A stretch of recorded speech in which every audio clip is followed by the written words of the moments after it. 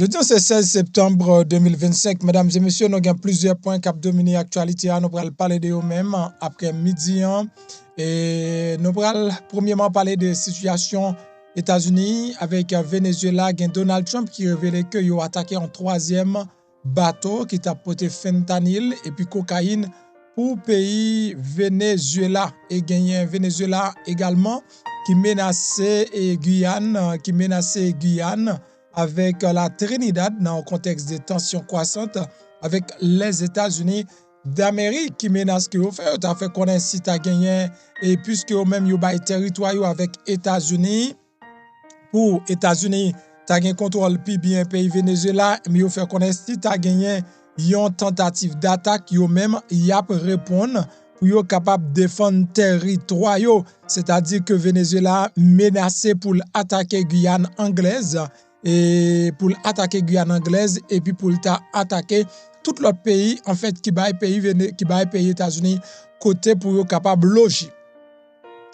Gen 3 et ti bébé yo jwenn mouri, yon nan poubelle, gen 2 nan yon sac, yo te jwenn sa la kay yon dame qui rive déporté dans Pennsylvania. Selon ça, Miami Herald ta fait connaît.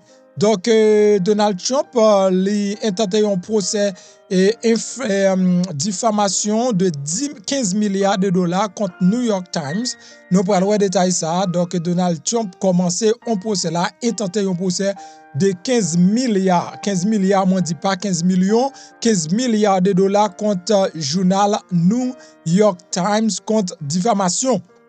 Donc, on est président Trump, Bola Kaili lui-même, et médias, quant à fake news, médias, et c'est ça, il toujours dit, médias aussi fake news, eh bien, la marché sous yo. Non, État Floride, malgré moun ap tombé avec zam, et zam par ci, par là, tribord par bord, ap lage moun à terre, eh bien, dans État Floride coulian, et d'après ça, gouverneur là, t'a fait connaître moun ou bien procureur général là, disons procureur général là, t'a fait connaître moun k'ap marché avec zamou libre et libre dans État Floride d'après une décision qui prend semaine dernière. Yon nèg nan Dakota condamné pour passer 10 ans en prison du fait qu'elle était condamné fournir une série d'informations classifiées et de l'armée de l'air à la Russie. L'armée de l'air américaine, ça a dit pour prendre information si la yo, pour le tabac la Russie, ben monsieur prêt à le passer, soit 10 ans en prison. Dans ça qui gen pour avec un dossier Luigi Majoni, m'pa kon sou songe jeune homme ça Luigi Majoni, monsieur ça qui te tué un gros potentat garçon United Healthcare dans New York, monsieur te gon accusation pour dire mettre à son maître terroriste, yon juge voyé accusation ça jeté bien loin. Donc, c'est pour ça que nous allons regarder. Tu as plusieurs autres. Il y a Nicolas Maduro qui a une conférence de presse. Il t'a fait connaître pas aucune relation entre lui-même avec les États-Unis qu'on y a. Monsieur t'a fait connaître donc relation avec les Américains coupées. Et c'est les États-Unis qui coupent le net pour qu'on n'y a pas de relation entre Venezuela avec pays États-Unis. Nous allons regarder un point ça ensemble. Bonjour, bonsoir à tous les amis. Comment nous y moi espère en forme si n'a regardé m'attendé non là toujours nous dit papa bon Dieu qui dans ciel là gros merci parce que lui fait un cadeau il joue en plus non pas MCMPH amis le même MP ma belle Eleni le même PP l'autre boule sucre qui là toujours à chercher non pour bon moi c'est tout un plaisir après midi ou bien matin ça va dépendre de qui l'obtendez c'est tout un plaisir pour me passer pour me fournir non information.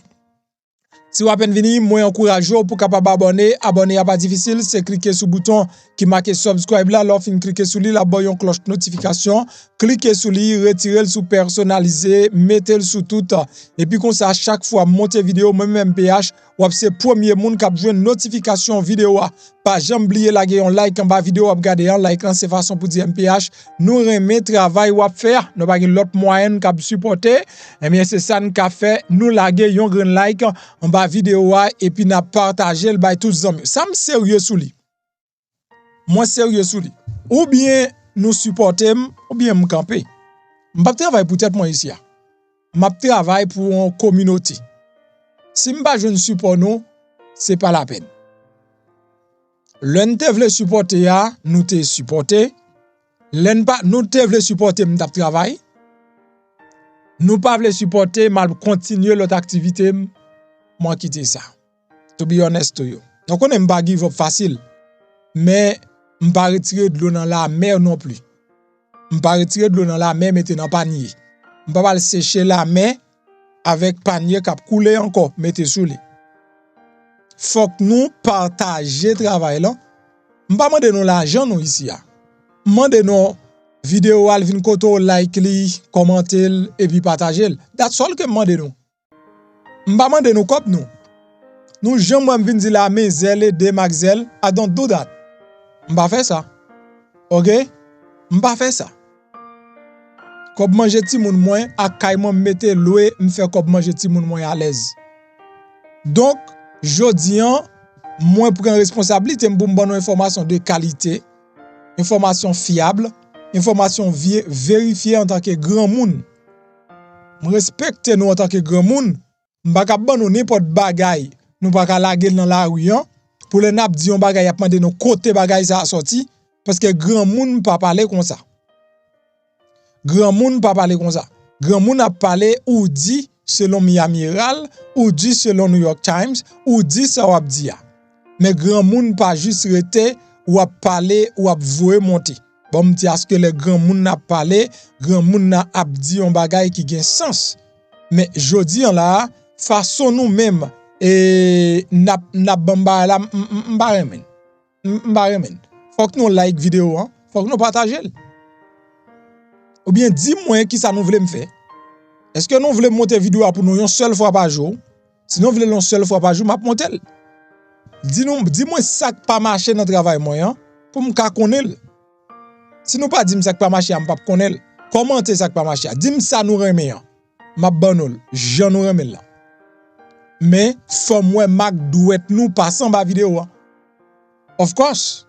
Because pour jouer une qualité image action ça yo, nous dépensons des milliers de dollars, des dizaines de milliers de dollars, des dizaines de milliers de dollars. Et actuellement, nous avons notre studio qui est en construction pour moins capable de transférer studio ça. Tout c'est l'argent.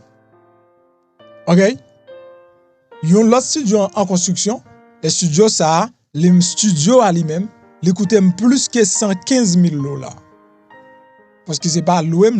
Il coûte plus que 115 000 $. Alors, m'di 115 000. Son petit crasse, sans taxe pas la donne.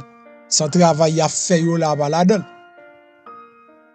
So, m'tient à ce que nous comprenions ça qu'a fait là, et puis nous partager, nous commenter, moins vle nous commenter.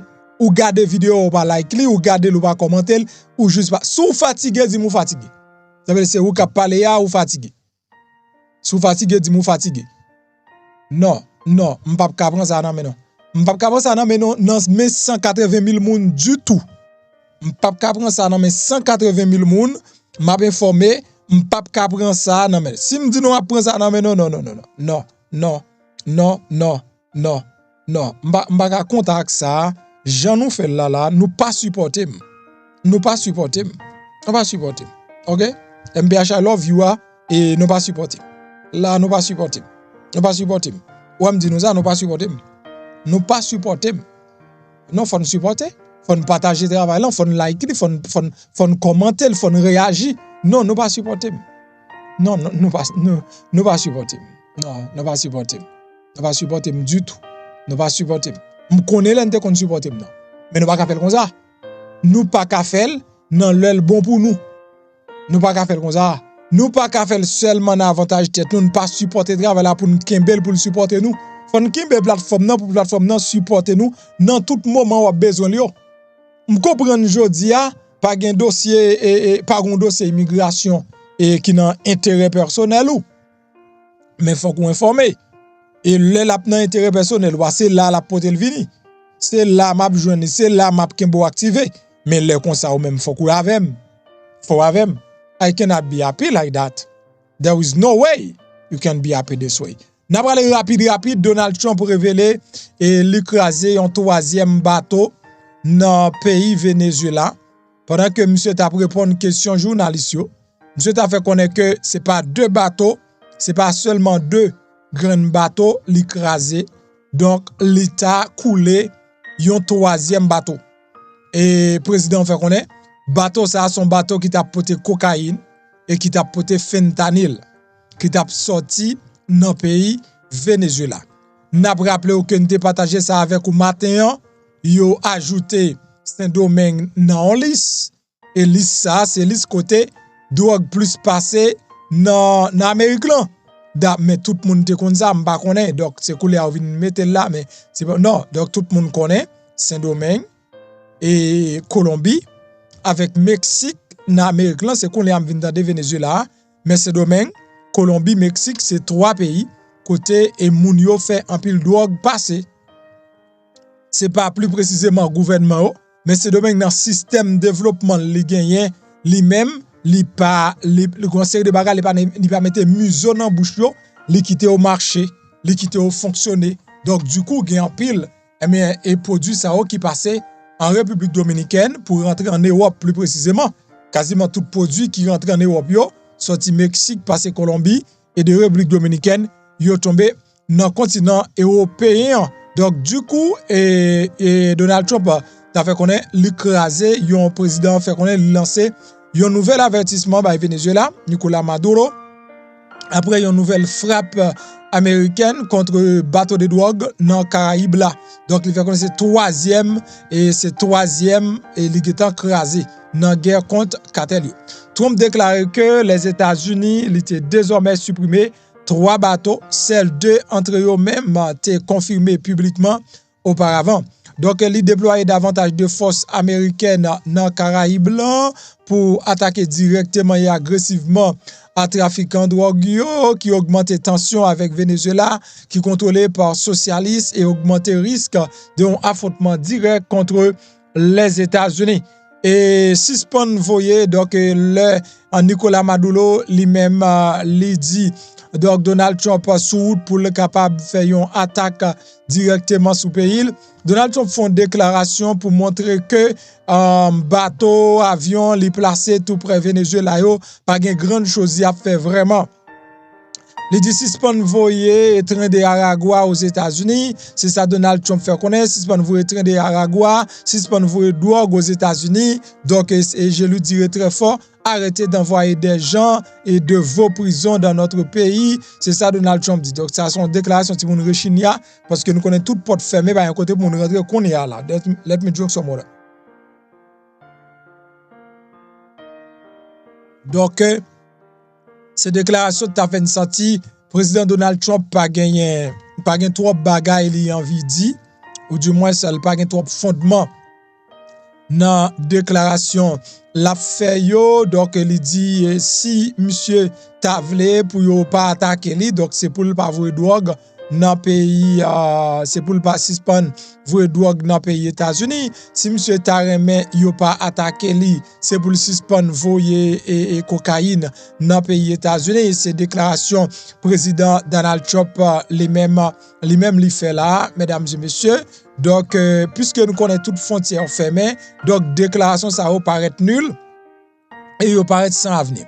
Et to be honest to you, c'est son déclaration qui paraît nulle et sans avenir parce que les États-Unis ferment toutes frontières pour moun pas rentrer là-dedans. N'a continué toujours avec détails avec information yo. Donc toujours dans le cadre de la guerre ça les États-Unis t'avaient déployé contre Venezuela, gagné capitale Venezuela qui c'est Caracas qui menaçait la Trinidad et Tobago et qui menaçait également Guyane anglaise. Mesdames et messieurs, le ministre vénézuélien de défense qui c'est Vladimir Padrino Lopez, lui lancé un avertissement sévère et by pays voisins yo, la Guyane et Trinidad et Tobago l'affirme que Caracas a riposté si toutefois ta gon attaque contre pays liya qui t'a lancé depuis territoire yoa, c'est-à-dire si toutefois Donald Trump t'a campé dans territoire et Guyane anglaise, li lance son attaque, Maduro dit l'a attaqué mais Guyane anglaise directement et si toutefois tout c'est dans Trinidad et Tobago, les États-Unis li t'a lancé en attaque, donc Trinidad et Tobago met connaît que li en guerre avec un pays Venezuela. Moi dis à gouvernement ça yo et que si nous sommes attaqués depuis leur territoire, il y a recevoir également une réponse et c'est en légitime défense. C'est ça, Padrino, t'as fait connaître une vidéo qui partagée sur chaîne Telegram hier dimanche là. Propos ministre de défense là souligne que la montée des tensions et dans Caraïbes là, côté opération militaire américaine yo intensifié, yo ouvert et mais yo couvri et on lutte contre trafic stupéfiant car insister sur le fait que renforcement ça yo inscrit dans une campagne qui beaucoup plus vaste qui visait affaiblir gouvernement et Nicolas Maduro. Donc, c'est-à-dire, ces pays-là, ils ont gagné obligation pour être capable de respecter tête, respecter normes, sinon, ils ont contré avec colère Venezuela. N'a continué avec détails et informations pour après-midi. Nous avons Donald Trump qui déplacé également et qui allait dans une rencontre officielle dans le pays Angleterre et tout le monde te connaît et Donald Trump te gagne longtemps pour te faire voyage ici là mais lui réussi fait li et m'croit dans moment n'a parlé là et bien président lui-même li en Europe mesdames et messieurs donc si tu as besoin de la Maison Blanche ou après temps le lui-même li retourner. N'a continué rapide et dans Pennsylvania, il a rencontré 3 timoun qui mourit. D'après dernière information, et ma amiral fait connaître 3 bébés te mouri, yo découvert la caillon femme quelques semaines après expulsion li dans Kaila selon autorité dans Pennsylvania. Et quelques semaines après au déporté femme non, yo jeune 3 timoun ça mourir la police et dans état annoncé arrestation le 15 septembre de Jessica Mott qui selon policiers était accusé et homicide criminel et abus de cadavre. Information concernant avocat et victime non 39 l'année, yo pas disponible 15 septembre passé. Mott était expulsé de Kaelan et de Cadogan Township le 14 août et propriétaire là a commencé nettoyer propriété pour prochain locataire le 12 septembre qui se passé à selon dossier judiciaire. Pendant qu'il a nettoyé un placard, propriétaire remarqué un sac poubelle qui a dégagé une odeur désagréable. D'après sa leader, il a été rapporté, c'était une déclaration sous serment. Et en dedans poubelle là, il a été joint une serviette qui enroulée et puis il y a un bagage la donne. Après qu'un couronné a confirmé que le contenu du sac poubelle était la donne, un bébé qui était mort. Donc dame nan t'a enveloppé ti moun nan en dedans serviette, mettez le non sachet poubelle et puis mettez le en dedans yon armoire.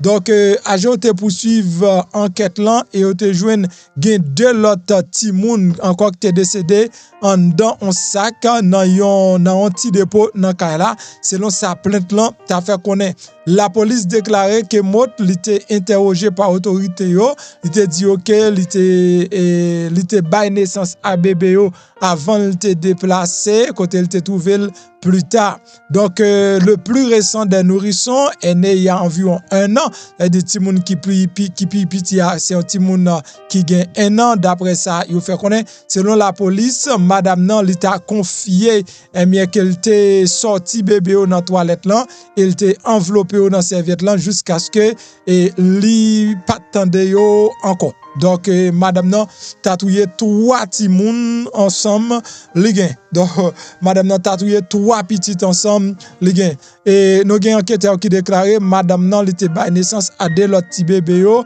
dans même cas ici là. Donc nous ça a été également enveloppé dans serviette, placé dans sac plastique et puis placé dans des sacs fourre-tout et selon sa document t'a fait connaître. Document judiciaire a montré que madame nan li te refusé libération sous caution dans comparaison devant la justice 15 septembre qui se passait là. Il doit comparaître devant un tribunal pour une audience préliminaire 23 septembre qui vini là. Bagay ça anti genre et doual, on moun prend 3 ti moun ou gagne on tout fait le bot. Moi j'ai une très bonne question à poser côté papa yo. Moi-même m'a posé question ça. Côté papa yo. Là pour me poser question. Côté papa yo, côté papa ti moun nan, madame nan prend 3 ti moun li touye yo, mais pour qui moun 3 ti moun sa ote? Qui nèg qui bali yo? faut que moi dise que gon bagay que m'poko ka digérer, na aider pour m'kap digérer. M'poko ka digérer que yon femme gon bonne petite namel, la marche dans la rue a ouais deux ti moun namel, trois ti moun namel, côté papa yo. Côté papa yo. M'pa comprendre.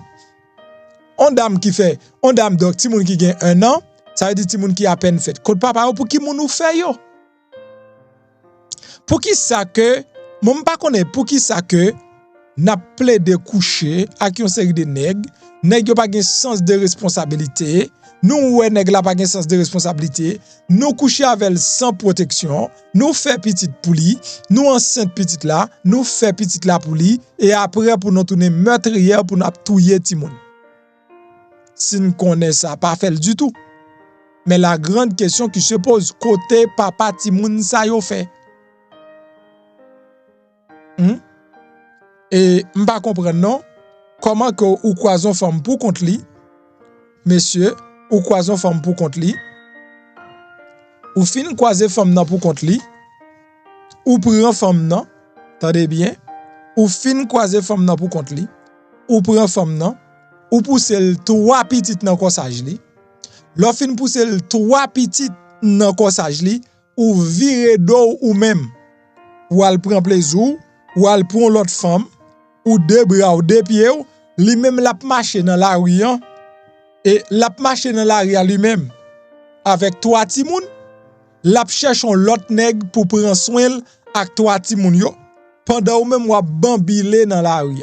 Ça yo ba ça yo été mystère pour moi et que l'aime trop petit, trop jeune pour me comprendre ba ça o m'a tande toujours. Oui, m'a tande toujours. Je toujours dit ça, ou pas ka prendre 3 petites dans mon nèg, et ou pas capable avec encore, chercher côté papa ouais, chercher côté papa dans zone ba alage dans pied yo. Alage petite yo dans pied papa.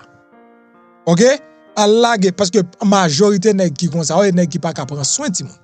Yo pas ka prendre soin ti moun mais yo fait en pile et y a marché coucher femme tout côté. Faut que moi fort connaît que l'on pas qu'à prendre soin ti moun ou pas faire li pas aucune obligation dit faut faire petite parce que petit pas on bien vrai ils sont responsabilité li vinn régler affaire parle sous la terre et ou même ou gen comme job pour travail pour prendre soin pour nourrir pour bal manger pour bal boire pour payer payer l'école payer université et puis elle finit chercher un nèg ou bien une femme li prend et puis elle fait autour ou pas attendre encore. Si yo gen bon si toutefois c'est l'éducation l'évasion te gen nan mon yo ka songer sou te exister. Ça veut dire que pas obligation pour faire petite mais sou faire faut prendre soin. Je me demande à ces hommes, m'a demande à monsieur à nèg ka plaider faire ti moun laguer dans la rue. Nous même ka plaider faire petite laguer dans la rue, je veux vous poser cette question.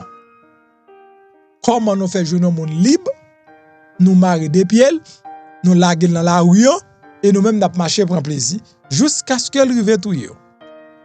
Bagay ça yo dépasse au MPH, quitter ça là, continuer. Et m'a dit mesdames, si on est fait son nèg, OK, si on est métavore, li font petite, li décide quitter kay là et fait le quitte ak ti moun yo. Dou bra avec yo. Par premièrement moi nous propose nous même femmes nous propose une puissance pour ti moun. OK? Yo pas ka prendre pour compte nous deux bras deux pieds nous et puis yo marre pied nous. Bon me dire un petit bagay. Là on marre pied avec 2-3 ti moun. C'est celle papa bon Dieu qui a fort partout non prostituée. Et c'est le papa bon Dieu qui a fort partout non prostituée. Parce que prostituée en pile fois, gade moun c'est pas volontaire non li prostituée. C'est pas volontaire. Non. Elle rentre là-dedans, il pas connaît non. Non, parce que lui-même c'est une relation le vinn fait, une relation le vinn bâti et puis c'est garder le pour année il passer 12 moun oui. Ah oui, il passe 12 moun. Il faut payer caille, faut manger non mais sous pour contre on moun ka dormir. Mais à 3 ti moun, à 2 ti moun, à 4 ti moun, qui est-ce qui a dormi? Nobody. Nobody a dormi. OK? Si son moun dormi et si son boy lié ou connaît ou déjà comprendre. T'allais là commencer montrer problème, montrer misère et puis la vine d'eau etc. Et pour diable pas même aider tête yo même. Pour $50, pour $20, pour $30 ou capable même 2 mètres sous là encore. Et les sérieux monsieur. Regardez sinon Si n'a sauvé ti moun yo, petit Noé, qui te met d'amis en repos, nous te bon fille sans petit, qui te sans petit, attendez? Et ou quand même son l'autre vieux célibataire dans la rue, il apprend. Tout dans vieux pour le pondeuse, la baise tout côté. Mais chaque œuf le pond, il baille coq la zia. Coq la lavel. Mais sinon met tout œuf ça au de elle finalement et ça ne suffit pas. Les littéraires trois timon. N'a pas avancé avec information nous sans camper. Président Donald Trump lui-même il était Wall Street Journal c'est 10 milliards. Bon monsieur ça l'après la justice. Déjà connaît milliards de liés milliards connaît. Il pas connaît centaines, il pas connaît millions. Président Trump. Sous qui te monsieur ça relo la justice. Donc il pas relè n'importe monde la justice tout. Même si on parler le mal là, le fait un coup pas. Depuis le on pas fonder 3 milliards de dollars, on parler le mal, on mette parler le mal pour mourir. Il pas qui pour. Mais là New York Times qui ba nan président ça c'est Associated Press qui dit ça, président relè New York Times la justice et demandé 15 milliards de dollars. Président Trump a ajouté que New York Times, il a ajouté New York Times dans liste société média que lui-même lui attaqué en justice. Il a déposé une plainte de diffamation de 15 milliards de dollars qui cible 4 non journalistes dans un livre de 3 articles qui publié les 2 mois précédents dernière élection. Dans un message qui publié sur tout social, il a annoncé pour ça hier mardi, Trump qualifié Times de un journal qui plus dégénéré de l'histoire du pays et de véritable porte-parole de démocrates. Plainte il était déposé devant un tribunal de district américain dans Florida. Le Times lui qualifié plainte de dénué de fondement, sans fondement et tentative pour décourager journalistes indépendants. New York Times pas laissé décourager de tactiques intimidation. C'est sa porte-parole là qui c'est Charlier et Stadlander fait connaître. Donc nous tous connaît le grand New York Times de tous les temps et New York Times c'est le premier journal dans le pays États-Unis. Donc tout le temps moun li pas dans New York Times, li connaît pas sous journal. Action ça li fait suite à une poursuite qui était tentée par Donald Trump contre ABC News 60 minutes et de CBS News, tous deux réglés à l'amiable par société mère média. Trump était également poursuivi Wall Street Journal et les magnats des médias qui c'est Rupert et Murdoch dans le mois de juillet après publication par journal là dans article sous dossier Jeff Epstein nan côté genti dessin là dedans mais nous pas comment dossier ça après le fait parce qu'il y a un pile l'autre monde confirmé bagay là. Procès a cité un livre et un article côté Donald Trump il était écrit etc. Donc procès a cité un livre et un article qui est écrit par le journaliste du Times, c'est Russ Butner et Suzanne Craig et qui concentré sur finance Donald Trump et rôle principal li avant présidence liant dans série télévisée de à peine 10. Donald Trump déclaré dans plainte là qu'ils avaient colporté avec merveillance le récit denieux de tout fondement, selon lequel producteur télévision Mark Burnett l'était fait de Trump une célébrité. Même si avant et au moment de publication accusé, on connaît que le président Donald Trump l'était déjà une méga célébrité, un énorme succès en affaires. Plainte de 91 pages, il a attaqué également allégation des journalistes concernant première relation d'affaires Donald Trump et de son père Fred. Donc, c'est une série de bagaille sans fondement vrai. Il y a un fondement, non? Avec un journaliste dit, donc, son média qui faut venir célèbre, ou relève, regardez, cause c'est. Journaliste, il dit son média qui fait Trump te venir célèbre. Journaliste, il parlait des relations d'affaires Donald Trump avec Papal. Et voilà pour qui ça. Donc, il y aurait la justice et demandé 15 milliards de dollars. Bon, tout l'air, quand même, président, si vous avez posé un plainte pour moi tout, pour te faire bon 10 milliards de dollars, parce que vous avez un pile bagaille sur moi d'ailleurs. Oui! Il a dit un pile bagaille sur moi d'ailleurs, président. Si vous avez fait un plainte de au moins 5 milliards de dollars, au moins, je ne me fais bagaille. 15 milliards, ça fait des pile. Ça fait des pile, président. 15 milliards t'a bon un bon petit coup de patte, monsieur le président. Donc, Donald Trump le New York Times, la justice, même senti son blague, ça veut dire senti son blague, mais sérieux, ça veut dire que le président a montré nous comment que dans le journal, moun pas parler n'importe qui gens. Moun pas parler n'importe qui gens. Malgré ici, même, yo pas gen kob. Si yo parle mal, yo pas gen café. Yo pas gen kob, yo parler moun mal.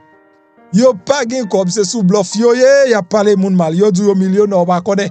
Ou pas qu'on côté yo gon boutique qui vend sucre. Ou pas qu'on côté yo gon ba côté qui vend bleu, ni vend glace. Nan monde là, ou pas qu'on aucun produit qui fait sous non yo milliardaire et je t'a parler moun mal. Parler moun mal. Et puis yo pas gon good. Je dis à Donald Trump, vous aimez ça, si nous pas pas parler moun mal. OK? Qui te parler mal sous compte grand nègre, c'est grand nègre qui parle moun mal. 15 milliards de dollars et bien dans corps et New York Times. OK? Dans corps New York Times. Madame, je t'ai parlé de dossier assassinat qui fait dans semaine là, qui fait un pile toléa et puis du coup, notez tout et dossier ça, dossier ZAM, bonnes ZAM illégales. C'est-à-dire solution pour éviter un paquet de fusillade dans le pays, li pa l'autre bagay que si pan vendre zam illégal, mais t'assemble moun yo c'est tout à fait le contraire. Moun nan Floride kon ya ka map marché ak zam yo kembe nan me yo normalement. Procureur général Floride l'an déclaré à force de l'ordre yo que porter zam a fait ouvert li son loi état Floride. Monsieur Rele James Soutmayer nan yon note li voye lundi en bay force de l'ordre yo ak procureur Floride lan déclare que la décision de la cour d'appel du premier district selon décision interdiction des ports d'armes ouverts de l'État li inconstitutionnel et le contraignant dans l'État. Donc ça veut dire moun pa qu'empêcher moun porter zamou visiblement. Donc, on pral marché Floride, on pral zam nèg la nan poche chemise li, zam di kembe nan mel, etc. OK? Mesdames et messieurs, les États-Unis gon bagay pour louer. Si yo pas camper bagay zam ça, vend zam à tout ti moun 5 ans, ti moun 8 ans, tout kachete zam ça, yap connaît. Et zam de guerre, on paquet ti moun 18 ans, gen gros zam de guerre. Non mais yo rive 40 ti moun joine 22 zam. Anti-mineur jeune 22 âmes la kali mande le côté jouni ou pas connaît et bien dans Floride moun k'ap marché ak zamou libre et libre sans aucun problème. Attention sou nan l'armée américaine ou ap travail dans l'armée et selon côté ou yan attention gen information ou pas capable mette dehors et plus précisément les wap vendre information ça wak étranger. Avant que m'rive dans partie ça, n'a pon ti pause publicité. Bien rapide. Et puis, n'a pas tourné. Where is it again?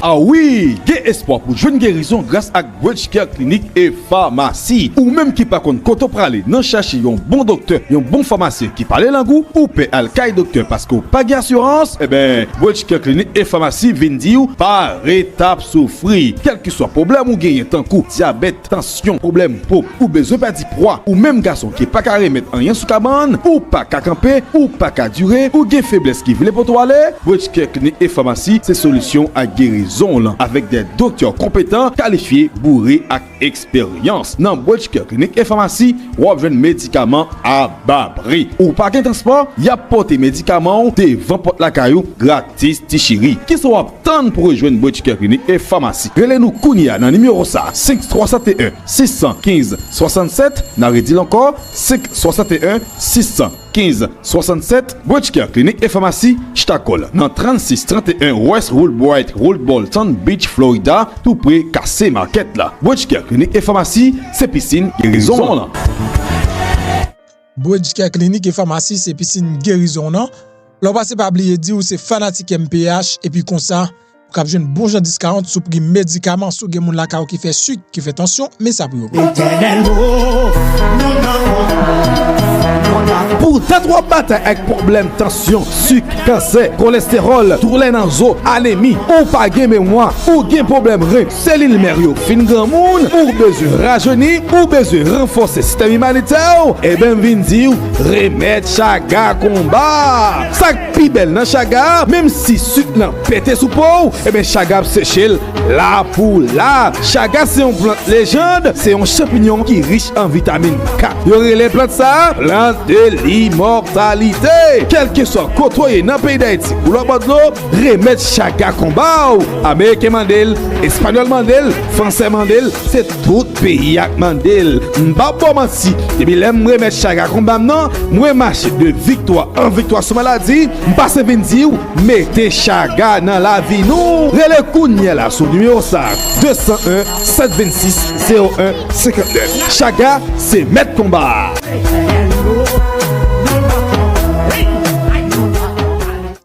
Well.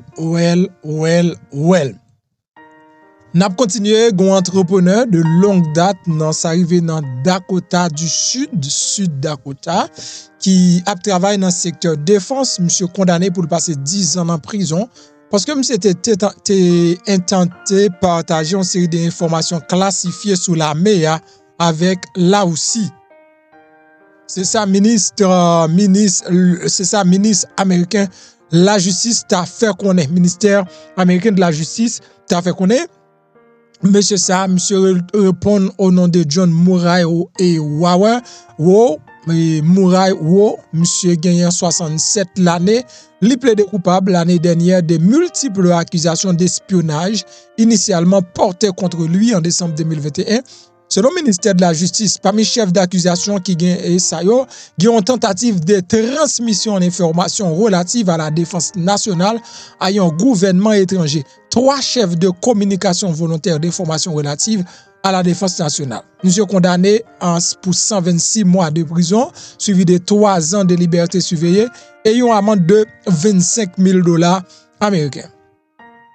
Il travaille pendant près de 40 l'année comme ingénieur de serre pour plusieurs entreprises de défense agréées et monsieur détenait des habilitations de sécurité nationale secret et top secret dans le cadre de fonction li. So, autorité fédérale lui a affirmé qu'il a placé monsieur en détention après qu'il ait partagé de nombreuses communications en ligne et en personne des informations classifiées de sécurité nationale avec un agent infiltré FBI qu'il soupçonnait qui tape travail pour le gouvernement Ouslan. Est-ce qu'on entend donc cette top monsieur prend la donne? Alors, yo monte un agent FBI pour monsieur. Attendez, dans l'investigation qu'a mené, yo monte un agent FBI pour monsieur qui prend pause la travail pour là aussi. Eh bien, monsieur partageait des informations top secret avec agent ça. Information ça ou gen la donne notamment des détails précis sur fonctionnement système contre-mesures électroniques qui utilisé par avion de chasse américain yo, Jesus, classé secret par gouvernement américain selon le ministère de la Justice. Très bien là.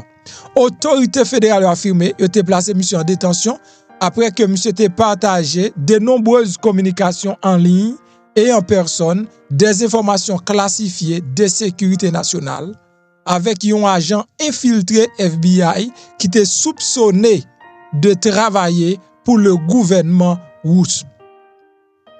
Donc c'est un agent infiltré dans FBI qui était fait connaître qu'il travaille pour la Russie et monsieur partager information ça yo ensemble avec lui. Détails précis sur fonctionnement système contre-mesures électroniques utilisé par avion chasse américain. Ça veut dire monsieur bay Jean de secret ça avion chasse américain, c'est là aussi gagne le cas contre sans aucun problème. Des informations classées qui top secret monsieur te gagne nan men. Pendant grande partie l'année 2020, monsieur te échangé des centaines de courriels avec agents infiltrés FBI là. Il te rencontré 2 fois en personne. D'après ça, département ajouté que correspondance là montre que il confirmé volonté pour le travail pour gouvernement Rousseland et discuter de connaissances, informations classifiées relatives à sécurité nationale américaine. Est-ce que vous entendez? Alors les États-Unis sont pays même propre petit l'Israël alors. Même propre petit l'Israël. Autorité a affirmé dans un courriel que Wall déclare que il déclare agent infiltré si je ne peux pas trouver d'emploi aux États-Unis, j'irai travailler pour l'autre équipe. Monsieur te dit agent infiltré s'il pas qu'à jouer un emploi aux États-Unis, il va travailler pour la Russie carrément. Donc monsieur son traite en personne. Malgré ses connaissances, formations, expériences, avec des décennies de travail en tant que sous-traitant militaire, monsieur choisi pour le trahir confiance il a placé dans l'IA. Alors monsieur va le passer un bon 10 ans en prison. Et gros dossier, n'a pas là, gros dossier. Monsieur trahit confiance pays et monsieur mette pays en danger, li bay des secrets qui cap cause les États-Unis cap dit même des multiples guerres même. C'est grave, ça qui a passé dans le pays. Je te parle de matin de mémorandum, président Donald Trump lui-même l'était signé et m'bral passer li et pour nous capable détail un peu dans détail mémorandum ça. Donc président li déchaîné pour la garde nationale dans tout pays lui-même et tout gouvernement là content, bat bravo, la contentement pour travail qu'a fait là, on suit ça ensemble. Et avant suivre, pas oublier sur votre compranti, l'huile de désenvoûte mon nom, fait le rapide pour pas en retard. On suit ça ensemble. Hello everybody. It's nice to have you here. We have some big things to announce. Today, at the request of Governor Bill Lee of Tennessee, who's standing with us, as you know, I'm signing a presidential memorandum to establish the Memphis Safe Task Force, and it's very important because of the crime that's going on, not only in Memphis, in many cities, and we're going to take care of all of them, step by step, just like we did in D.C. We have virtually no crime in D.C. right now, and we're going to keep it that way. It's our nation's capital. We're going to keep it that way, or we're going to federalize it if we had to, but we don't have to anymore because it's in such great shape. This task force will be a replica of our extraordinarily successful efforts here, and you'll see it's a lot of the same thing, although the numbers here are really something. They're really bad. Now, we did send FBI in about 4 months ago to work, and it brought some of the numbers down, and they did a great job, but we're sending in the big force now. We also sent them into Chicago on a sort of a moderate basis, and we brought down crime a little bit in Chicago, but we're now going to bring it down very big. We're going to be doing Chicago probably next. I was with a great businessman, a man who is involved in all cities through his business, and I say, who do you think should be next after Memphis? And he said, sir, you've got to save Chicago. We're going to wait a little while. But he said, you got to save Chicago. You can't let it go. And this is a very prominent man that everybody knows in this room. Another man in Memphis was saying, Bill, he was saying, very interesting, he's on the board of FedEx. And his hotel is about a block away. And he said, when I walked there, I said, I don't want to do this again. I never want to do it again. And they won't let me walk there. They take them in armored vehicles. They take the board members of FedEx in armored vehicles like a block away to the hotel. This shouldn't be the U.S. This shouldn't be the United States of America. The task force will be a replica, as I said, and it's going to be, I think, equally successful. This is a tremendous success we've had in Washington, I can tell you, and everyone knows it. And people in the White House that work here and other people that I know are calling me and thanking me. They're going out to dinners. They're doing things that they haven't done in years. The effort will include the National Guard as well as the FBI, ATF, DEA, ICE, Homeland Security investigations, and the U.S. Marshals, and more along the prosecutors. We're going to have DOJ led by U.S. Attorney for the Western District of Tennessee, who is here or not here. Who's that person here? That person is going to be very busy. So we're going to have U.S. Attorney for the Western District of Tennessee, and most importantly, Pam Bondi's here. She's heading it up, and she's doing an unbelievable job in every respect beyond this. So also worked with some of the members of the team right here on D.C., and we're very proud of that effort. We essentially had the crime down to a very low rate in 12 days, and within another 10 days after that, it was so incredible. And it continues at that level, and we're going to continue. We have to because it's our capital. This team will deploy the full powers of federal law enforcement agencies and enforcement generally to restore public safety and get dangerous career criminals off of our streets. We're going to get them off. In 2024, Memphis had the highest violent crime rate, the highest property crime rate, and the third highest murder rate of any city in the nation. Other than that, they're doing quite well, thank you. A person is 4 times more likely to be murdered in Memphis, Tennessee today than in Mexico City. It's been, and you know Mexico City is not a cakewalk. It's been overrun with carjackings, robberies, shootings, and killings. There were 249 murders, 429 rapes, 5,616 burglaries, and 12,522 violent assaults in just the last little while in 2024 and in pieces of 2025, where it's actually gotten worse until recently when we sent the FBI down to see what the hell is going on. Last month, a vicious thug carjacked an elderly woman parked at the movie theater, dragged her out of the car, and body slammed her into the pavement, where she is still trying to recover. Probably won't be successful. So we're not going to allow this kind of savagery to destroy our society anymore. We're stopping it, doing one by one. We have time, but we want to go quickly. We don't want to lose Chicago. We're going to lose Chicago. We're going to lose places like you go to St. Louis. We're going to lose St. Louis. We're not going to lose. We want to save these places. You're going to lose them. It was the way the man said it, a very high-quality man. I said, who would you do next? He said, sir, do Chicago. You don't want to lose Chicago. We're not going to lose Chicago. So we're going to have to go very big, and we're going to go probably, we're thinking about it for next Pam. We're going to hold it off. We're going to do some of the smaller ones, and the truth is our people are so good. Gaddy, you're doing a great job wherever you may be. We're doing so good that I don't think we need too much practice, right? But we got to go and save our big cities, our great cities. Chicago's a great city, and we're going to make it great again very soon. And I think we can do that. Despite the tremendous size, I think we can do a real job, and we're going to give you the resources that you need. So with that, I'd like to just end by saying we're going to make Memphis safe again, and I'd like to ask Governor Bill Lee to say a few words, and then Pam can talk, and anybody else you'd like to talk to. We'll go through the whole list. We have all day long if we have to, because this is a very important thing. We have to save our country from violent crime.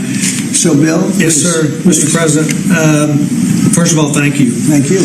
Thank you for your commitment for federal resources to the great city of Memphis. And it is a great city, and it has a great history and a great legacy. And we are very hopeful and excited about the prospect of moving that city forward. I've been in office 7 years. I'm tired of crime holding the great city of Memphis back. And I have spoken today with the director of the U.S. Marshals, with the director of the FBI, with General Bondi. We realize that this effort of multi-agencies that will combine the work of the Tennessee Highway Patrol and the local police departments, when we come together, we can make significant change in our city, in the city of Memphis, and that is a powerfully important thing for the state of Tennessee, and I want to say thank you. This will be your proudest moment when we see you in 4 or 5 weeks, maybe sooner. You're going to see numbers that will drop and plummet like you haven't. Just like we did in D.C., they plummeted. Nobody could even believe it. and they're going to plummet. It'll be one of your really proud moments, and you've done a good job too. But this will be maybe your proudest moment. Thank you, sir. Okay, And the director, as the director said, the goal is sustained. Right, got to keep it. Sustained crime lowering, and that with this effort, I believe we can get there. We can finally get there for that city. Yep, we're going to have it sustained a long time, and your people are going to get better and better, and your police force has been terrific. They're working with us very much, as you know. We started it, as I said, on a little basis, and we got it down quite a bit, but now we go in for the big march, okay? And Director Patel and his team have done remarkable work so far. As you know, the numbers are great, and this will be one more step in the right direction for Memphis. That's true. Thank you. He's done a very good job. Thank you very much. Pam, please.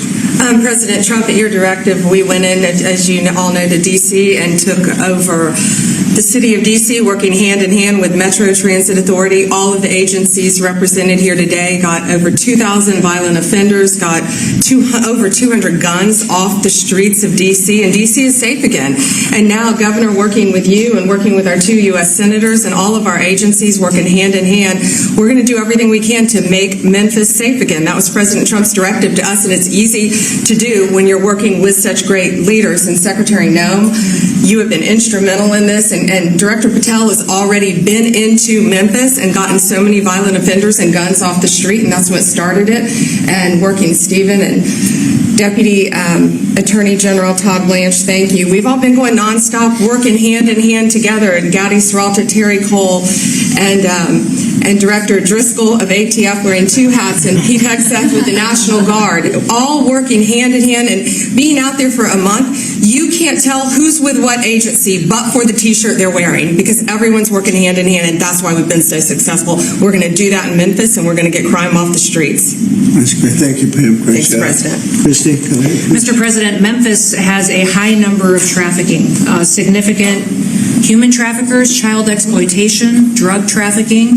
The local gangs there are extremely dangerous, and I'm so excited that you're going in there to work with not just the governor and willing local leaders, but also our Attorney General and all the leaders that are standing here today to help protect our children. So what's going to change dramatically is the families' lives that live there, and it's only going to happen because of you, because you're coming in. What has started there, you're going to put on steroids. The networks that you're going to uncover across this country, because of the work that's going to happen in Memphis, we're going to see every city get safer, because we're going to see those ties to other criminals that we're going to get out of the country. So we're a nation of laws. And sir, thank you for caring about every single city. Thank you, Christy. Really nice. And what makes it to me so exciting is the success we had here so quickly. And, you know, we've taken close to 1,500 people out of D.C. But when I saw the result happen so quickly, and so many people are so thankful, and people that you pass them every day and they're fine, all of a sudden they're thanking me so profusely. It was so exciting what's happened. It continues to be what happened in D.C. And so that's what makes this, I think, even more exciting, because we know what's going to happen. We know we have the people. Well, look, we're sending in a lot of help. These cities have been taken over for years, and the last 4 years under Biden, what's happened is just a disgrace. So it really has, what the success we've had here has made it to me much more exciting, because I think we're going to have proportionally. I mean, you have cases where it's even worse. I have some people, we have some people quoted today that we took out of papers. We're so grateful for the National Guard coming. Said an owner of a Memphis tax service, it's so dangerous here, it's so darn dangerous that you can't get out of your car. If you get out of your car, he says you get robbed, you get mugged, you get hit. You can't go to the market or a service station. So yeah, I want to see crime stop, and I want to see the National Guard come in right away if that's what's necessary. There's a need. Here's another one from the director of a Memphis-based crime prevention organization. There's a need for more boots on the ground. You have to get them done fast before we totally lose it. They're going to lose it all. I got 2 guns put in my face, said another, within 5 minutes at 2 different locations. Said I got a gun put in my face. Then I went someplace else, had another gun put in my face. I was scared. It never happened to me. I've never seen anything like it. Here's another one. I honestly thought he was going to kill me, said a 60-year-old Memphis carjacking victim. A man walked up, give me your car. You got 5 seconds to get out or you're dead. This is what we have in this page after page of the same kind of thing. Cash, would you say a few words, please? Thank you, Mr. President. Thanks to your brilliant foresight, you had asked us to go in quietly into these cities to help set the landscape, to work with the interagency, and to make America safe again. And we've done that under the FBI's banner program of Operation Summer Heat. And the results are only as good as the prosecutions. And because the Attorney General and the Deputy Attorney General have mobilized DOJ to successfully prosecute so many violent criminals, we have set the landscape for the interagency to come into Memphis and really make it safe permanently. As the governor and the senators and the other directors were saying, it's not a short-term mission, but thanks to you, launching us early, launching us quietly, not looking for the credit, Mr. President, we greatly appreciate your support and the advanced foresight you had in doing that. It's so exciting, and somebody had to do this. A president should have stepped up long ago and saved these cities, so it's not that I wanted to do it, believe me, somebody had to do it, and we're doing it in a big way. Pete, could you say a few words? Yes, Mr. President. From day one, the DOW, the Department of War. I'm glad you made that correction. Has been proud to stand with our partners across the interagency, whether it's Southwest border, whether it was Los Angeles getting ahead of that, whether it's right here in Washington, D.C., where Secretary Driscoll and the Army and the National Guard have taken the lead in helping across all of these great folks to secure the city. We are very proud to be here, to stand strong alongside law enforcement. We're glad that Memphis is the place to go. The volunteer state, we're not going to have any problems with the Tennessee National Guard being willing to go in and stand strong in Memphis. Not at all. And get ready, because you'll be doing a lot of other places that are almost as troubled. You guys are. Some of them are equal. We look at what's going on in Baltimore, where the governor was telling me how wonderful it is, and you can't walk across the street without being shot. Could I ask our two great senators to say a few words? Of course, Mr. President, thank you so much. I want to say a thank you to Director Patel, because he had promised that he would come into Memphis. We've had Operation Viper there this summer. There have been over 500 arrests. There are over 100 indictments. And Memphis had the best stats they have had in years this past August. Last month, it was the best August they have had. And it's because of the work that's been done. And now to have a new phase of this enforcement for Memphis, where we are going to have all of these agencies working as a team, as the governor said, making certain that this is a long-term effort to make Memphis safe again. Mr. President, we are so grateful, and we thank you. Thank you. Yeah, thanks, Mr. President. And this is an issue that's plagued Memphis since I was a boy, Mr. President. And it's time that we address it, and I appreciate your leadership allowing us to do that. And the team that you've assembled here is going to help us deliver the most fundamental responsibility of our government, and that's public safety. This shouldn't be a partisan issue. This should be something that is our primary goal. And certainly I hope to see Memphis become the safest city in America. And thanks for the effort of all of your team here to make certain that happens. Thank you, Governor Lee, and I want to say thanks to the Memphis Police Department and the Sheriff's Department there too, who have all worked closely to bring this together. I look forward to tremendous results. And I want to thank the FBI for the last 4 or 5 months, because they have brought down the numbers quite a bit. Chicago here and a couple of other places that we can talk about later if anybody wants to. Could I ask you to, Terry Gaddy, say a couple of words also? You really did lead the charge here, and you've done such a great job. Please. Mr. President, thank you for always supporting law enforcement. I think the major difference here in Washington, D.C. has been your support for law enforcement, has been empowering the men and women that are on the street working every single day. And I look forward to not only going to Memphis, but other places in Tennessee as well. And I think you'll hear from us real soon, Mr. President. Thank you for your support, sir. We have plenty of places. Yes, sir, we do. You know the country very well. That's great. Thank you, Terry. Mr. President, I just want to say that we're honored once again to lead the charge with the United States Marshal Service, leading and joining 22 other federal agencies. I can say that today we spoke with over 30 of the local agencies, letting them know what to expect, giving them the template that we've done here, in D.C., so they know what to expect. They're extremely excited. I think everyone is going to be well receiving the law enforcement surge that we're about to take to Memphis. Great job. Thank you. And I'm going to ask one of the best lawyers in the country. He is one of the best. Todd, say a few words. He is a great lawyer. Thank you, Mr. President. Yeah, look, I think it's been said for the past 15 minutes, the President ran on making this country safe again, and we do not make this country safe again unless we go into our cities where there's the most violent among us and go street by street and block by block and arrest the men and women in this country that are destroying cities and communities for the rest of us. And so what we plan on doing, as the governor said and the senator just said, this has been a problem in Memphis for a long time. We plan on delivering Memphis back to the citizens that are there to raise their families, to go to church, to be in their communities. That's our goal, and that's what we plan on doing, whether it takes 2 weeks or 2 years. That's what we're going to do. Next time. The great Stephen Miller, please say a few words. Thank you, Mr. Show President. the same emotion you do in college. That's hard to do. I think that's good. Let's see if I can do it. President Trump's initiative here in Washington, D.C., is important to understand, is the most successful anti-crime initiative in American history. I mean, just think about it for a second.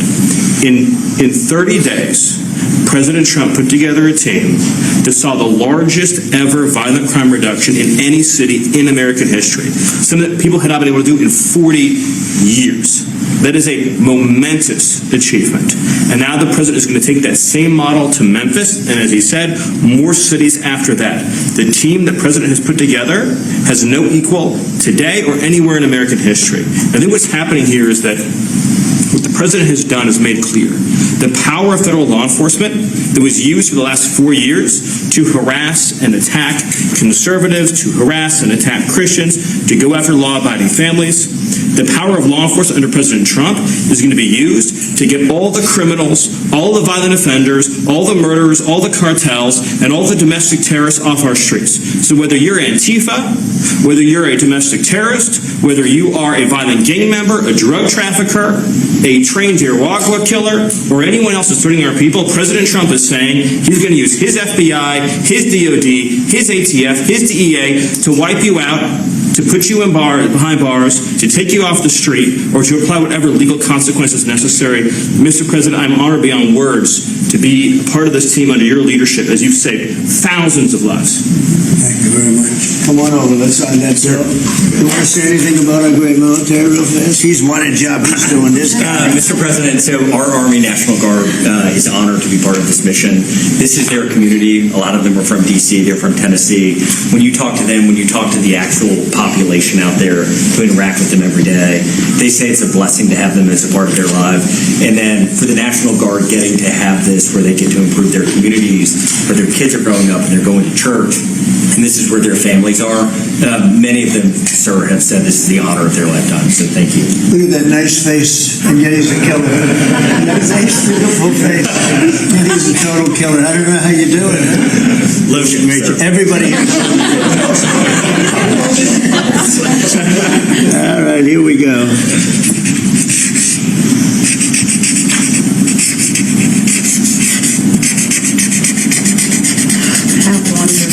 Okay. Wonderful.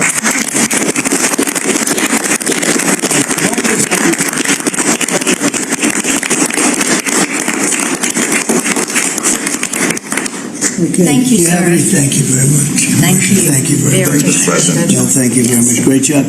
Any questions, please? Yeah, Brian. First of all, you've got a... Did they take down the blue tent? Yes, sir, they did. Thank you very much. I appreciate Last that. time he hit me with a blue tent, nobody knew what he was talking about. We found out, right? Found out, And right. it was gone the next day, and they had a lot of... That was not so easy. That's a violent, radical left group. Okay, go ahead. I've heard a lot of comments for doing that. They still have their First Amendment right, though. Yeah, well, I'm not... You've got an amazing team behind you. You've done an awesome job for D.C.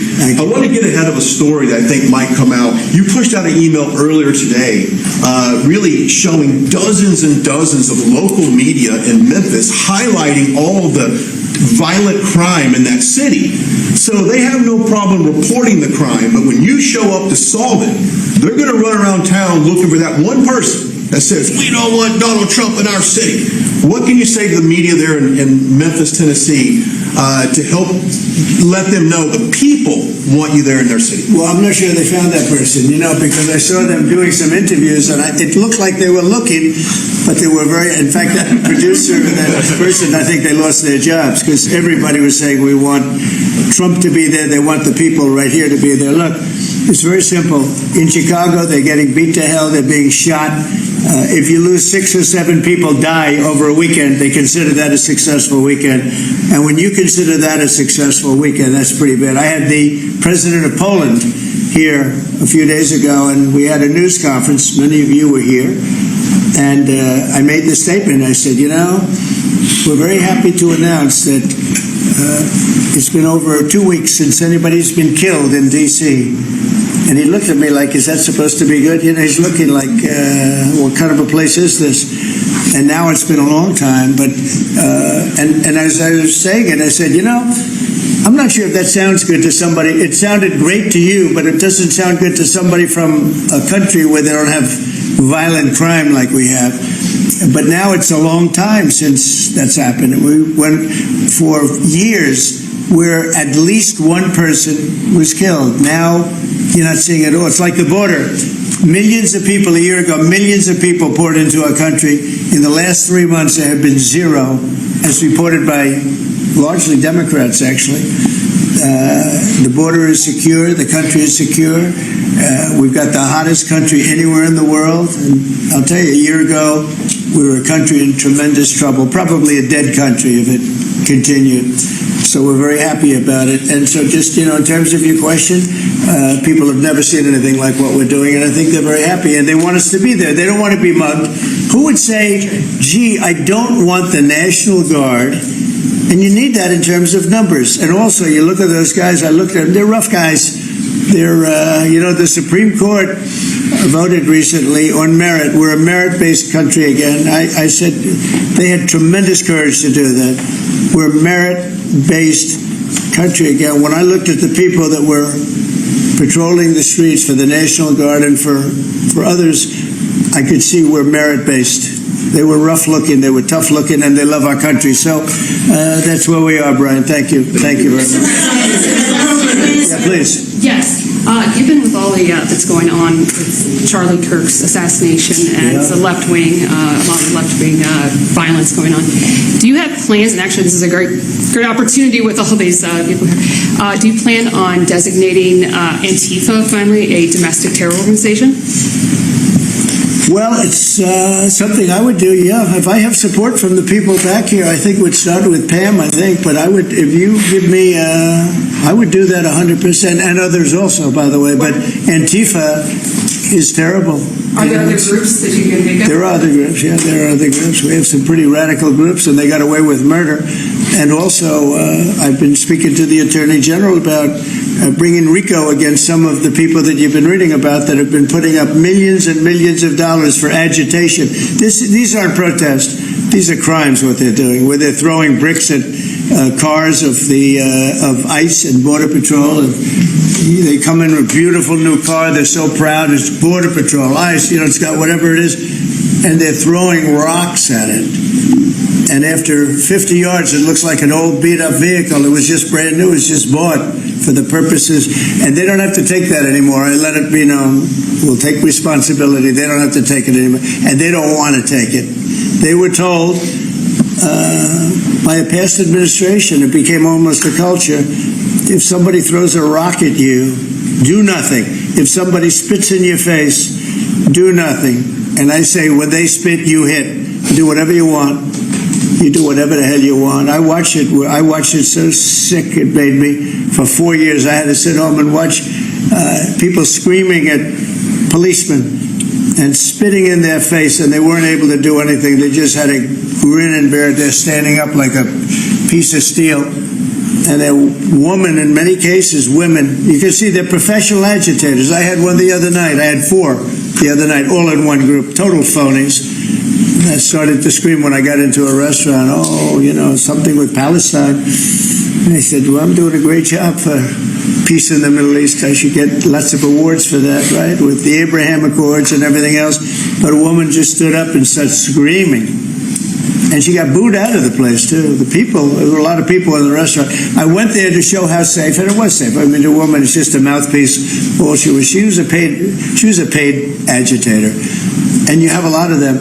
And I've asked Pam to look into that in terms of RICO, bringing RICO cases against it, criminal RICO, because they should be put in jail. What they're doing to this country is really subversive. Mr. President, can I ask you one on crime and one on Charlie Kirk?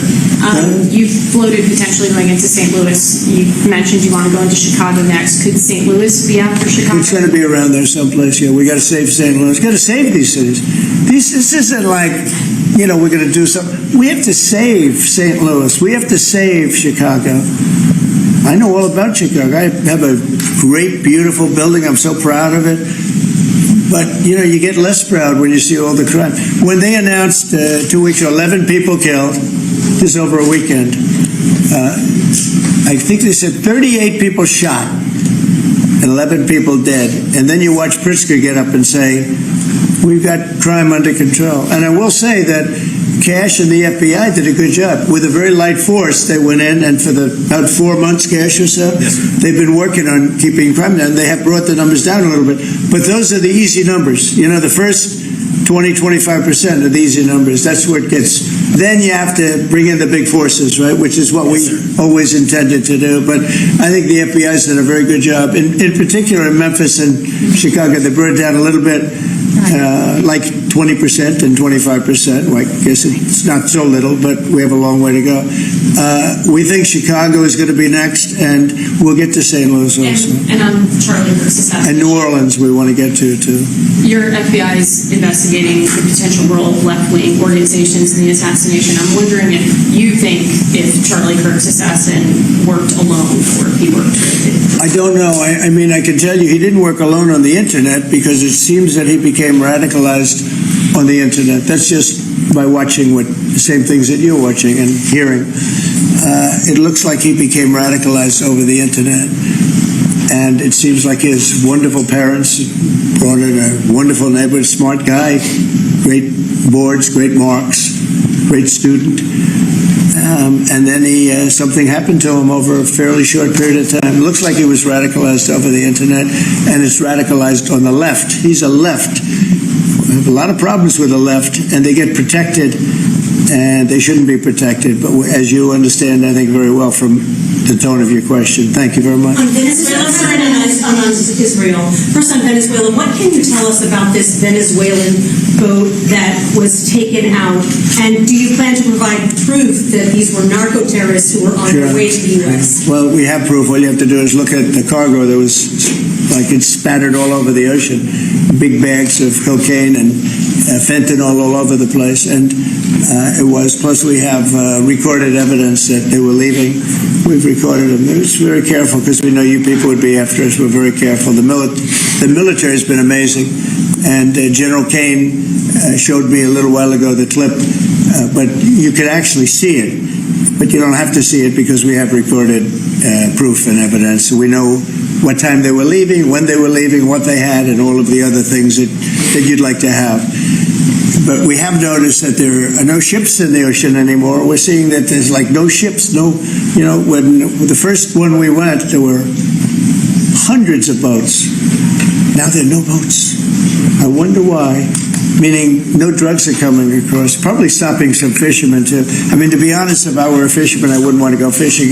Just a nice, let's take a little trip, because I'd say, man, if maybe they think I have drugs downstairs. I don't want that. I think the fishing business has probably been hurt. But there are literally no boats. This was a boat, and we were surprised to see it. Now, what does that mean? That means there's no drugs coming by sea. But they do come by land. And you know what? We're telling the cartels right now, we're going to be stopping them too. When they come by land, we're going to be stopping them the same way we stop the boats. And you'll see that but maybe by talking about it a little bit, it won't happen. If it doesn't happen, that's good. But they killed 300,000 people in our country last year, and we're not letting it happen anymore. And then on Israel, did Bibi Netanyahu speak to you directly to alert you that Israel was going to be striking Hamas sites in Qatar? No, he didn't. Yeah, go ahead. How did you learn of it? Same way you did. Go ahead, please. You mentioned that the shooter was radicalized online.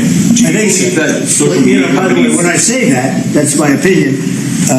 I think he was radicalized online based on what they're saying. Do social media companies bear any responsibility for that? And I'm going to have to ask, I don't know, I'd ask Pam that question. I don't know if you or Todd could give an answer to that. Somebody has to bear some responsibility. You know, and President Trump, I've always told parents, you got to watch what your kids are doing on the internet, what they're doing online, what they're listening to, what they're reading. They're all online. They're all on their phones all the time.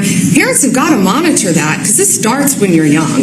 This starts when you're young, when you listen to these groups, when you watch these shows, and parents have got to just be vigilant. So sure, that's part of it, and they're meeting kids online who they think are kids, and they can be anywhere in the world and talking to them, and yeah, they are being radicalized. Mr. President, he went bad, and he just went bad very quickly in a sense, because he sort of led a very normal life, a life of, great education, schools, everything else, but somewhere along the line something happened. Yeah, please. Mr. President, how will you send the National Guard into Chicago without the cooperation of the governor and the mayor? Well, if they do cooperate, that's good. If they don't, it's not going to matter to us at all. You know who wants to help us? Police department. They have no respect for the governor. They have no respect for the mayor. They respect us. And we found that in Washington. We haven't had total support in Washington from government, as you know, from everybody. I don't want to say the mayor because she was better than most, but we haven't had great, but we have had great support from the Metropolitan Police. They're like brothers of these people. They're really like brothers. You see that. They work together. And so if the governor wants to support, as I said to Bill, it's going to be his proudest moment, what he's going to do, the governor of Tennessee, what's going to happen with Memphis. In 3-4 weeks, we'll stand together and we'll say, look at this. The crime has almost disappeared, maybe completely disappeared. In Washington, they don't even know how to record it because it's down so much. They've never heard. I heard 87% is down. I said, really? Who are the 13%? Because it's more than that. It's actually more. Hard to believe, right? You're going to have the same results in Chicago. And we hope we have the governor's help, but if we don't, we're doing it without him. And on this Mr. President, you had the framework that's been agreed to with TikTok, for example. Will China continue to have a stake in the company? Well, we haven't decided that, but it looks to me, and I'm speaking to President Xi on Friday for confirmation of that, and, frankly, more importantly, a big deal. And we've had very good meetings. As you know, we were in Europe. Our people, Scott Bessent and Jameson Greer, and others. And it was a very big meeting with China. And, they're treating us with respect. We treat them with respect, too. But it was very successful. And on top of it, we have what could be a very good deal. Don't forget, I've had more people say, could you try and keep TikTok alive? I use TikTok. I have to admit it. In the election, and look how I did with youth. No Republicans come close. I blew everyone away. If you look back not so long ago, Romney, he got like 7% of the youth. I got like 8 times that amount. I got tremendous numbers of youth. By the way, I want to say, Charlie helped me. And Charlie was the one, get on TikTok. He used to say to me, get on TikTok. Charlie was unbelievable. So probably, and I did. I had somebody named TikTok Jack. And he'd put that camera, he said, just a real quick statement, sir, like 10 seconds or less. They didn't like anything over 10 seconds, but it worked. But Charlie is the one that really, and my son Barron also. And I have to say, Don, Eric, the whole group, it's important. And it can maybe even bring us closer to China. We had a very good meeting with China. I was surprised. I didn't expect it to that extent. And I'm going to speak again with President Xi on Friday. And I think that'll confirm things up. Ms. Feinstein? Ask a question of Charlie Kirk in crime. On Charlie Kirk, do you plan to speak at the funeral, and what would your message be? Well, I'm going on Sunday. We're taking a whole plane load, and I was invited on Saturday, but I said I'd rather save it for Sunday. We're going to have a stadium, and I'll bet that stadium is going to be pretty packed, maybe completely packed. It's going to be big, but I'm going to be at the stadium, and I guess I'll say a few words. I don't know, but I guess I will. But I knew him very well. He was an amazing guy. He was all about young people, getting them started right, and he was like a magnet for young people. They just attracted to him. He loved them, and they attracted to him. His wife is a tremendous person, by the way. He always had great respect for his wife. He got married. I didn't know he was getting married. I heard he got married, and he loved her. He really loved her. She loved him, and I think she'll have something to do with keeping that whole thing going. Turning Point it became a very big deal, and I heard they had like 38,000. So he wanted to get it up to 20,000 chapters. That's a lot. That would have been a lifetime's work. I heard that over the last 4 days, they have 38,000 people 38,000 chapters at colleges, schools, other places. Numbers that, nobody's ever heard of numbers like that. So I think Turning Point could be, through what happened, this horrible act, it could be maybe bigger than it could have ever been had he been there. And I will say this, he'd be very happy if he saw what was going on. And there's some very good people, because I speak at Turning Point quite a bit, and Charlie would call me up. So the last time I spoke to him, he said, "Sir," and I think it was Phoenix, "Sir, could you get to Phoenix?" This was like in a day. I said, "Charlie, I'm the President of the United States. You're calling, asking me if I could speak tomorrow in Phoenix. You can't do that to me, Charlie." But usually I ended up going. He was great. He was a great guy, and he didn't deserve this. He didn't deserve this, believe me. Ilhan Omar, after his assassination, called Charlie Kirk a reprehensible human being. Should she be stripped of her committee assignments? I would say, I think she's a disgraceful person. I think she's a disgraceful person, a loser. It's amazing the way people vote. I know it's people from her area, maybe of the world. I don't know. They got here and they vote her in. It's hard to believe, but I think she's a disgusting person. One more question, if I could. A lot of these, in recent of these kind of trans shooters that we've seen over the last couple incidents, this flag right here is up and down 14th Street. This is what would be a trans flag. A lot of people are very threatened by this flag. It means a lot of different negative things to people, violence. Would you be opposed to taking this flag down up and down the streets of DC? Well, I wouldn't be. Then they'll sue and they'll get freedom of speech stuff, so that'll happen. But I would have no problem with it. I will say, and Steve might just mention this, Todd, you might mention it too, because we're putting out an order. Freedom of speech means you can burn the American flag, which I think is horrible.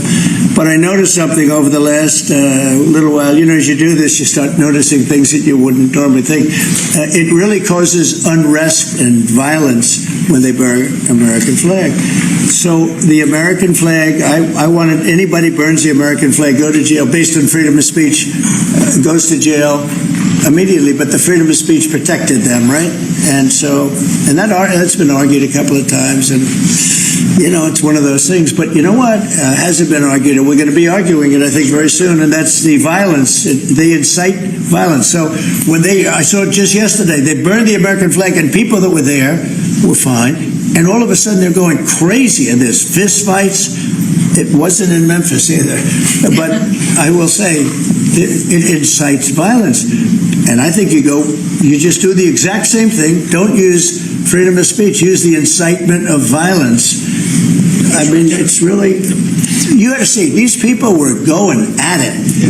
And, you could burn other things and people just sit there, they fall asleep. You burn the American flag, and on both sides. But the level of violence I saw this flag burning cause was incredible. It was an incitement. So I hope you guys are going to be able to do that, Pam, right? Well, there's also groups called Trans-Tifa. So perhaps if you can label them a domestic terrorist group, then you can, in all reality, you could take that flag down down because it would represent the trans people. I think you probably could.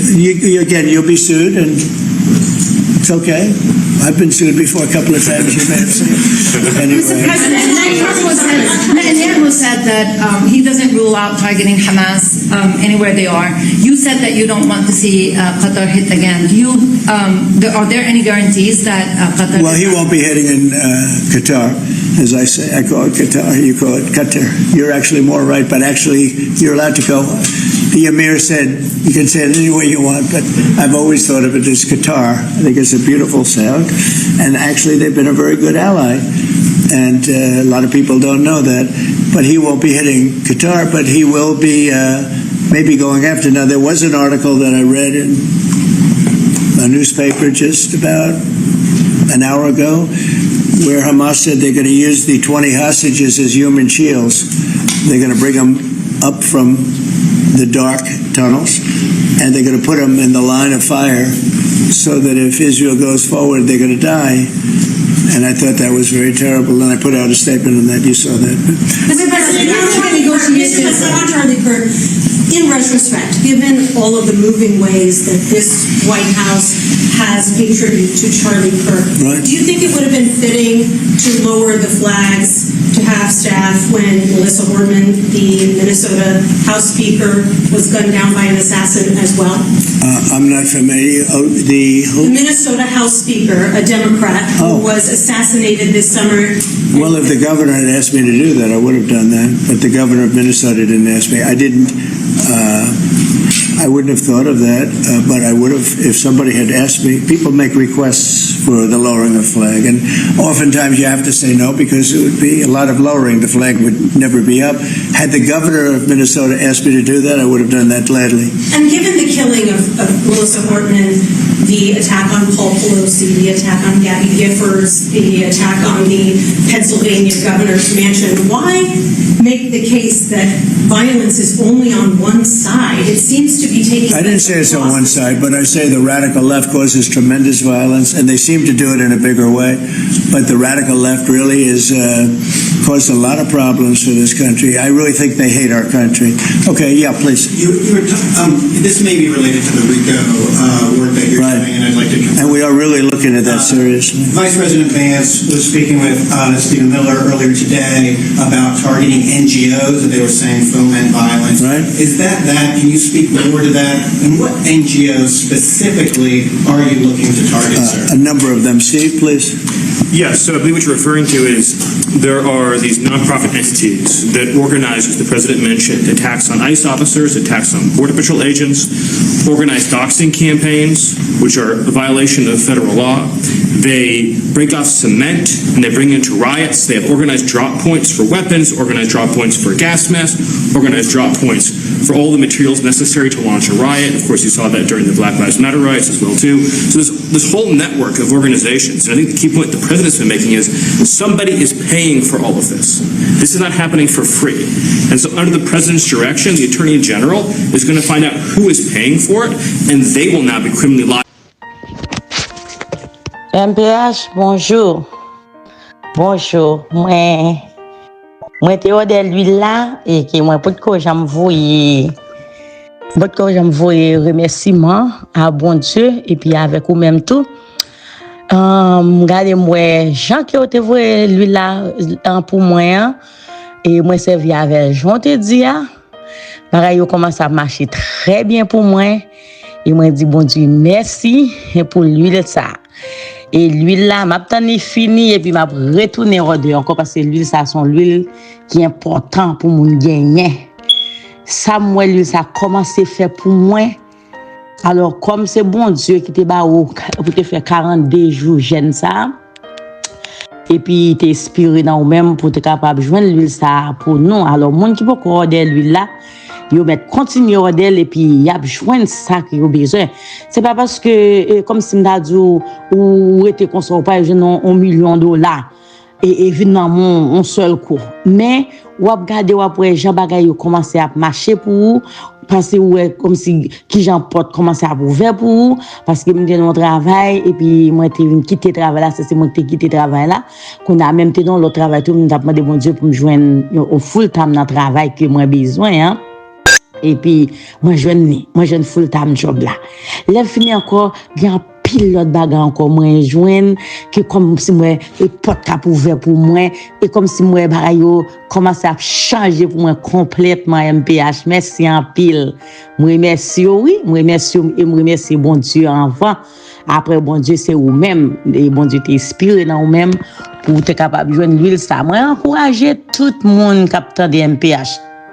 Toujours bali lac là parce que moi j'aime toujours faire ça et puis tout order l'huile là pour capable joindre ça que vous chercher même si vous pour qu'on joindre parce que nous tout bien besoin quelque soit ou pas jamais finir avec problème dans le monde on a toujours un problème mais comme si il y a quelques bagailles qui t'a traversé ou après comment que ou bon Dieu ouvert porte pour pendant qu'il va utiliser l'huile là moi-même passer sur moi t'aime beaucoup baiser le fini et me passer sur moi de temps en temps me passer chaque jour pour moi utiliser tant que son parfum tant que me doit sortir là puis me passer l'huile tous les deux l'huile pas qu'à fin dire non bien l'huile envoûtement l'huile richesse là me passer sur moi et puis me répéter me dit me passer l'huile là pour richesse me passer là pour tout et ça que me besoin bah là bon oui MPH merci en pile m'encourager tout le monde pour aider l'huile là parce que l'huile là commence à faire travail dans moi on commence à joindre ça que moi besoin comme si moi comme ouvert bouche pour ça et puis moi bon Dieu qui t'en fait me joindre me dit bon Dieu merci et me dit merci toi MPH bon Dieu ben non et m'encourager tout le monde aider l'huile là et ou a joindre son besoin ça veut dire bien quand on est bloqué ou a débloqué bien ça ou t'es besoin ou a joindre tout ça c'est puissance bon Dieu qui dans l'huile là comprendre c'est puissance bon Dieu qui dans l'huile là parce que si bon Dieu te va s'inviter à 42 jours pour le gêner et puis il inspire dans lui pour dire c'est l'huile ça pour nous servir mon cher l'huile là bon MPH bon Dieu ben nous et l'huile là commence à faire pile merveille pour moi et grand pile d'autres bagarres comme moi besoin m'a jouer de quand même dans nos Jésus à travers lui là que bon Dieu ben nous MPH comment nous nous saluons tout staff MPH là mais nous disons Kembe là continuer dans travail n'a faire et bon Dieu lui-même l'a béni nous il béni nous déjà m'kadou depuis m'acheter document que bon Dieu te mette dans ou même pour te partager avec nous immédiatement bon Dieu fait grâce me joindre non jeudi nous déjà fin gérer dossier nous premier commencer avec si l'huile ça non jeudi en cas où jeudi soir côté bon Dieu mettez-moi dehors dans un combat que m'était bon Dieu libéré bon Dieu fait grâce même jour premier jour dans demain c'est pas d'activité avec t'a fait virer tourner et combien moi chitane ban activité à bon déplacement eh bien bon Dieu fait grâce MP dans vendredi yon zami relem li appliqué pour moi dans un travail et puis mais dans lundi m'gen interview bon Dieu fait m'aller en la gamme bonne interview on va redémarrer avec activité m'passe m'gen quelques mois m'bat l'activité alors MP Kembe là que bon Dieu continue à bénir staff là bon Dieu bénis nous soit gauche à bon on rime soit vraiment qui sorti bien alors MB Kembe là bon Dieu bénis nous m'te bail témoignage m'te parler avec nous même senti m'a pesé m'te témoigner même dit non en délivrance fait tant son petit fouche seulement et puis l'Éternel libéré mal après premier dossier l'huile là m'pe bon Dieu béni garçon Et bon Dieu bénit tout staff là. Sorry, bon, on va paniquer. Je vais présenter trois huiles. C'est l'huile de désenvoûtement, l'huile de prospérité et l'huile fertilité. Trois huiles, ça c'est trois huiles qui sortent en Israël. Et faut que moi dire, nous ces derniers monde qui pas connaît l'huile ça a existé. Le monde entier déjà bail témoignage qui impacte l'huile ça fait dans la vie. Donc, mais nous-mêmes, nous sommes en retard, nous pas connaître. Moi-même, c'est pas un monde qui te réfère ni. Je dis c'est ciel là même qui te réfère ni. Parce que c'est après 42 jours de jeûne, 2 fois 21, 42 jours de jeûne, bon Dieu te fait me découvrir l'huile ça. C'est jeûne que m'pas pas souffrir encore, ça c'est m'pas capable encore et tout ça m'te moyen laver. M'te non job jodi, m'ka fait 6 mois là-dedans, après 6 mois m'pauvre pi raide. M'ka fait 1 an bien passé pour les machines, après l'autre année, faut gon année sécheresse qui vient manger tout ça me posséder. Donc ça veut dire m'pas jamais capable prospérer de manière permanente. Moi t'appelle la prière bon Dieu, moi te voulais sortir dans ça et me te prendre décision avec toute famille moi rentrer dans jeûne pendant 42 jours ça. Eh bien à la fin 42 jours, bon Dieu t'a pral dit utiliser l'huile. Koulia m'pas ka kon côté pour me joindre l'huile. Me chercher bon Dieu fait me découvrir l'huile de prospérité avec l'huile de fertilité. Moi ouais il y a plusieurs monde qui fait copie, même si bagay ça ressemble bagay magie m'pa prend yo, faut que moi joindre en Israël. De mal découvrir seule et unique industrie qui gagne certification pour faire l'huile ça en Israël et me commencer use yo. Si me on lave use li. Ou pas gagne chance use li. Ou gagne joke yo lage sou use li. Ou pas ka kembe kob use li. Comment? Eh bien, je commence à use l'huile ça yo. Depuis les am kap di la vie me changer. M'ka di ça carrément et m'pa peur dire parce que m'pa au nom de bon Dieu David la Salomon, m'pa ka faire bac encore. Au nom du Père, du Fils et du Saint-Esprit. Non, pas un bac. C'est avancé, n'a pas avancé. C'est à partir de là que je viens commencer et me reprendre sens la vie. Et il n'y a plus gros bagay. Bon Dieu fait pour moi. Ce sont des dons que je bien longtemps. Je te perdu yo viens retourner. Et m'kap di moi-même son petit crasse témoignage moi gagné. Mais moun kap bay témoignage sur l'huile ça. Donc son bagay tête chargée yo bay comme témoignage. Moun qui était malade bay témoignage yo.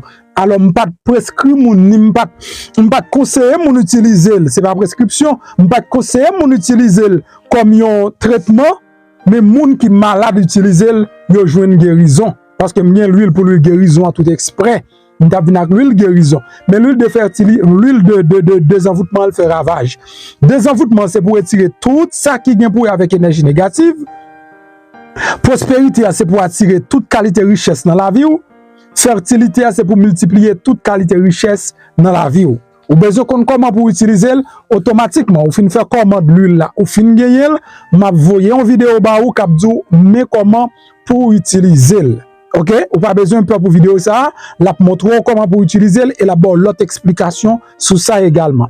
Sous besoin yo dans link ça, dans link vidéo gagner et website là, ou ka placer sur website là. Donc ou ka placer commande sur website là et ou ka faire sur Zelle. M'encourage à faire sur website là tout parce que n'a tout gain toute information yo et puis n'a voyer le ba ou la kao. Nous fait shipment yo chaque semaine. Sous fait le semaine ça, ou a joindre semaine prochaine. S'il vous plaît, même j'ai avec un pilote fanatique moi qui utilise l'offre utiliser tourner, vinn ba un témoignage ou a encourager l'autre monde yo tout pour yo sortir dans gros fait noir spirituel qui nous y a. Pas oublier richesse c'est 90% spirituel, 10% matériel. Si travail du temps qu'on fait moun riche, tout le monde tape riche. C'est parce qu'en plus fois nous bloqué spirituellement et puisque nous bloqué spirituellement tout ça ne moyen les bloquer. Moi maintenant en pile, m'a quitté dans côté un témoignage et puis n'a parlé pita. Bonjour MP, comment vous êtes tout bagay en forme pour moi mon y a faut parler en pile pour l'huile là, yo pas vle acheter bon dit ouais hier mal travail mon petit clou qui levé dans pied gauche moi petit clou a fait pied en enflé. M'rive dans travail, m'pa même arrêter travail, j'ai un petit clou, fait mal. La fait mal en pile et puis il fait pied mon gros. Chance moi c'est parce que dans pied gauche qui fait me conduire, me vinn là carrément. Les me venir me baigner, après ça me style passer l'huile là sous pied. Et puis tout m'était juste parler avec bon Dieu, tout me passer l'huile là sous pied. Après ça me matin me lever. Puis il y a des enflés, normalement, il désenflé, il va faire mal. Et c'est un petit clou, son petit mari tout petit, 18, et puis il gonflait tout pied. En tout cas, ça, c'est témoignage pas moi. Ou capable quitter, dire ça dans les faire nouvelles plus tard. Ou capable dire ça. Ça veut dire, quantité ça que vous dit. Et l'huile là, bon pour l'IA, ça c'est l'huile gros, ça qui pigo, on dépasse ça qui désenvoûté. C'est lui même qui me dépasse dans pied. On capable dire ça dans nouvelle plus tard, comme témoignage pas moi. Parce que quantité ça ou dit l'huile là, bon pour l'IA, au contraire, moi-même, il bon pour plus bagaille toujours. On va faire photo de si grasse couloir pour montrer, et puis il y a des gens désenflés, parce que il y tellement gros.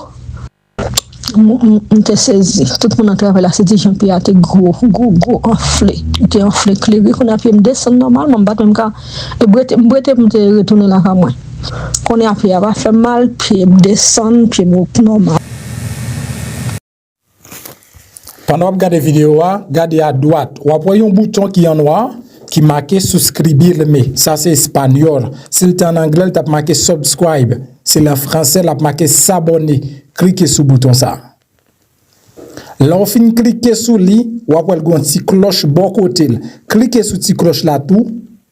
Sur cette cloche là, ou après l'on abonner automatiquement le passe sous première option. Ou après flèche là sous deuxième option. Retirez flèche là sous deuxième option, mettez-le sur première option que c'est tout. Ça veut dire chaque fois monte une vidéo, ou joindre une notification. Et puis pas oublier, là, on like en bas vidéo ça.